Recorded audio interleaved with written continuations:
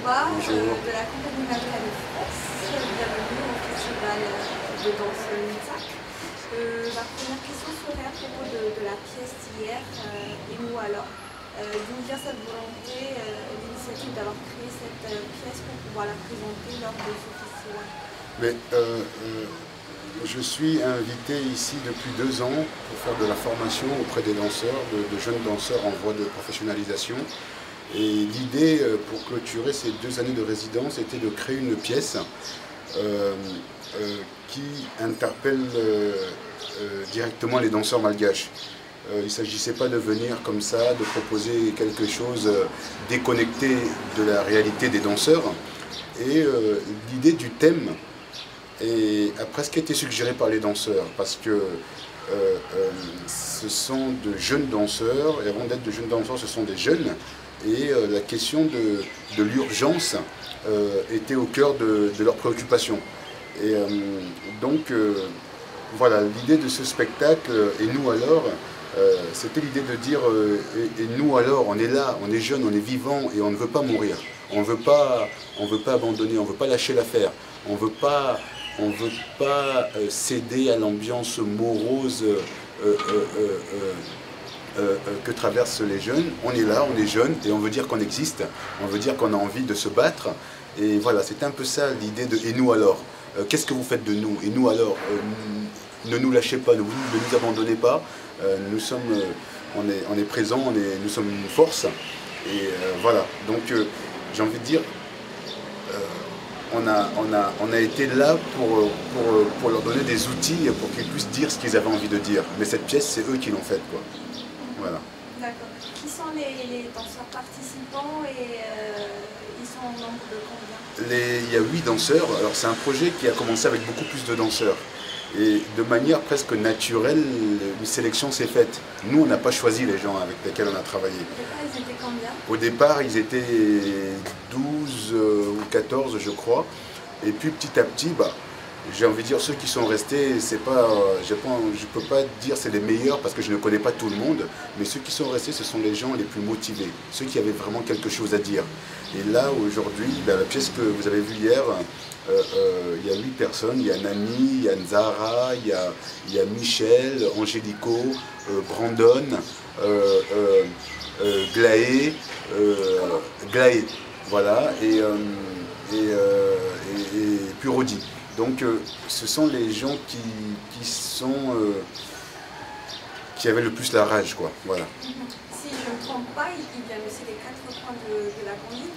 Oui, parce que je crois que l'idée de la directrice artistique du festival, de Zoé Johnson, était d'offrir la possibilité à un maximum de personnes de pouvoir participer à cette rencontre, à cet atelier, à cette création. Et du coup, elle a, je crois, proposé ça à ce collectif Diaric. Et donc voilà, nous j'ai envie de dire, vraiment, on a fait avec les plus motivés. C'était donc le collectif Diaric. Oui. Et quelles sont vos impressions par rapport à cette première présentation? C'était dans des conditions assez difficiles puisqu'il y a eu une coupure d'électricité et nous avons joué avec les éclairages des téléphones, ce qui pourrait être un concept en soi, hein, de faire un spectacle, et finalement c'est le public qui éclaire ce qu'il a envie d'éclairer, qui éclaire ce qu'il a envie de voir. Malgré ces conditions, je trouve qu'ils ont vraiment assuré, ils ont dansé et ça s'est très bien passé. Je trouve que justement les problèmes techniques ont permis aux danseurs aussi de se surpasser un peu parce que c'est du travail, parce qu'ils ont beaucoup travaillé, et il était hors de question qu'un problème technique les empêche de danser. Et je crois que hier, en ça, ils ont assuré, quoi, vraiment. D'accord. Concernant votre venue lors du festival Mizak durant toutes ces années, qu'est-ce qui vous a motivé, qu'est-ce qui vous a incité? Pour vous, c'est quoi le festival de danse Mizak? Mais ma motivation, c'est d'abord une rencontre. Moi, je fonctionne beaucoup au coup de foudre dans les rencontres. Et c'est une rencontre avec Zoé, à la Biennale de la danse à Lyon, en 2012, qui est venue me voir à l'issue d'un spectacle et me proposer de faire un bout de chemin avec elle sur ce festival. Voilà, j'ai envie de dire, le festival Mitzak est un festival, j'ai envie de dire, qui doit poursuivre son chemin. C'est un festival qui doit grandir. C'est un festival qui doit construire des armes, des outils pour réellement s'imposer dans le paysage culturel tamatavien, malgache de manière générale, comme un festival fort, comme un festival qui a une parole à prendre, qui a quelque chose à dire. Et dans ce sens-là, je contribue modestement à ce que ce festival grandisse, à ce que ce festival s'installe, à ce que ce festival soit vécu par les Tamataviens comme un temps fort important. Voilà. Et après vous, justement, concernant les temps forts, quels sont les temps forts qui vous ont marqué durant... Oh, il y a plusieurs choses. Moi, ça m'émeut toujours de voir les jeunes, les très jeunes danseurs se donner à fond sur scène, se donner, se montrer.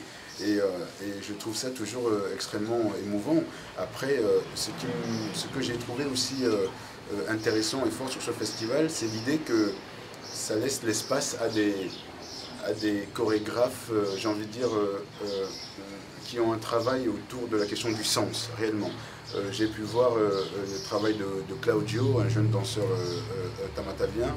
J'ai pu aussi voir le travail de son père, qui est aussi chorégraphe. Et je trouve que la mission d'un festival, c'est aussi d'éduquer les gens. On ne peut pas proposer aux gens que ce qu'ils ont envie de voir, des choses empreintes simplement d'énergie et juste d'énergie. C'est aussi bien si les spectacles de danse peuvent mettre en éveil les gens, peuvent amener les gens à se poser des questions sur la condition humaine, voilà. Si on peut se servir de la danse pour dire aussi des choses, c'est bien. Voilà, si ça peut dépasser la dimension divertissante, c'est bien. Voilà. Donc, je crois que la mission du festival, c'est aussi de dire aux gens qu'on peut aussi participer au débat public, au débat politique avec la danse, par la danse.